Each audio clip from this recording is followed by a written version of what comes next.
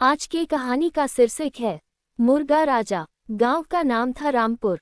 रामपुर के बीच में एक बड़ा सा खेत था जिसमें लाल सिंह नाम का किसान रहता था।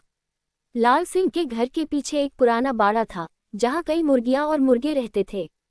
उनमें सबसे शानदार मुर्गा था चंदन। चंदन का रंग लाल नारंगी था, उसकी गर्दन पर चमकते पंख थे और उसकी पूंछ ऊंची ऊंची उठी रहती थी। चंदन को खुद पर बहुत नाज था। सुबह होते ही वह सबसे पहले छी छी छी छी करके इतनी जोर से बांग देता कि पूरा गांव जाग जाता। लोग कहते, अरे चंदन ने बांग दी, अब दिन शुरू हुआ। चंदन को लगता था कि सूरज भी उसी की बांग सुनकर उगता है। वह मुर्गियों के सामने घूमता और कहता, देखो मैं राजा हूँ, तुम सब मेरे प्रजा हो। एक दिन सुबह चंदन बाड़े में घूम रहा था। उसकी पत्नी कलावती, सबसे सुंदर मुर्गी, ने कहा, चंदन आज थोड़ा कम बांग दो, कल रात को बच्चे नहीं सो पाए। चंदन ने गर्दन हिलाए, अरे कलावती, बिना मेरी बांग की तो दुनिया रुक जाएगी। मैं हूं तो दिन है, मैं नहीं तो अंधेरा। उस दिन खेत में नया मेहमान आया। लाल सिंह ने बाजार से एक छोटा सा सफेद मुर्गा खरीद कर लाया। उसका नाम रखा पीला। पीला बहुत शांत था, छोटा सा, सफेद पंख और आंखें बड़ी बड़ी। वह चुपचाप कोने में बैठ गया। चंदन ने उसे देखा और नाक भान चढ़ाई, ये कौन सा नया चूजा आ गया? अरे नए, यहाँ मेरा राज है, तू चुपचाप रहना। पीला ने सिर झुकाया, जी राजा जी। लेकिन चंदन को शांति कहाँ? वह रोज पीला को तंग करता। जब पीला दाना चुगता तो चंदन आकर भगा देता। जब मुर्गियां पीला से बात करती तो चंदन चीख कर कहता, सब मेरी हैं। रात को जब सब सो जाते, पीला अकेला आकाश की तरफ देखता और सोचता, काश मैं भी इतना मजबूत होता। कुछ दिन बाद गांव में एक बड़ा त्योहार आया, नवरात्रि।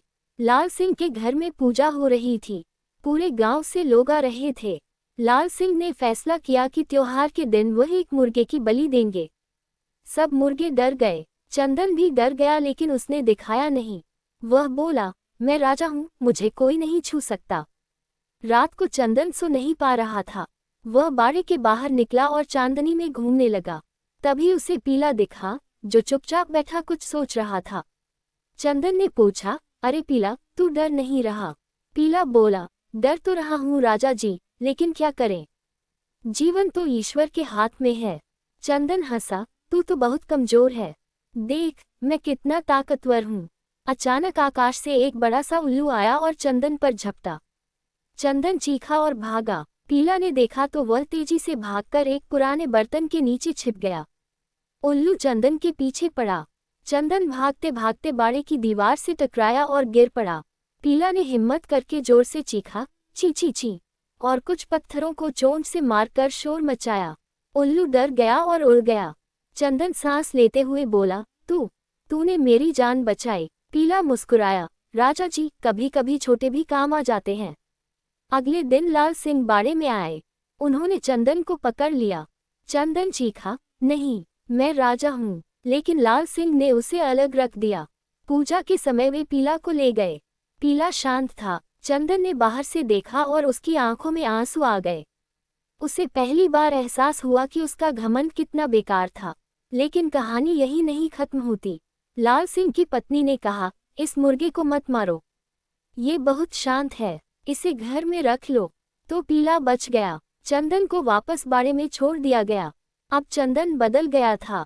वह अब जोर जोर से बांग नहीं देता था, मुर्गियों के साथ प्यार से बात करता। पीला को अपना छोटा भाई मानने लगा। दिन बीतते गए। एक दिन भारी बारिश आई। पूरा खेत पानी में डूब गया। बाड़े की दीवार गिर गई। सब मुर्गे इधर उधर भागने लगे। चंदन ने देखा कि कलावती और उसके बच्चे पानी में फंस गए हैं। वह तेजी से भागा और उन्हें एक ऊंचे टीले पर चढ़ा दिया, लेकिन खुद पानी के तेज बहाव में फंस गया। पीला ने देखा। वह भागकर लाल सिंह के घर गया और जोर जोर से छी छी करने लगा। लाल सिंह समझ गए कि कुछ गड़बड़ है। वे दौड़े और चंदन को बचाया। उस दिन से चंदन और पीला दोनों अच्छे दोस्त बन गए। चंदन ने सीखा कि घमंड अच्छा नहीं होता। सच्ची ताकत अकेले में नहीं, बल्कि सबके साथ मिलकर होती है। पीला ने सीखा कि चुप रहने वाले भी महान हो सकते हैं।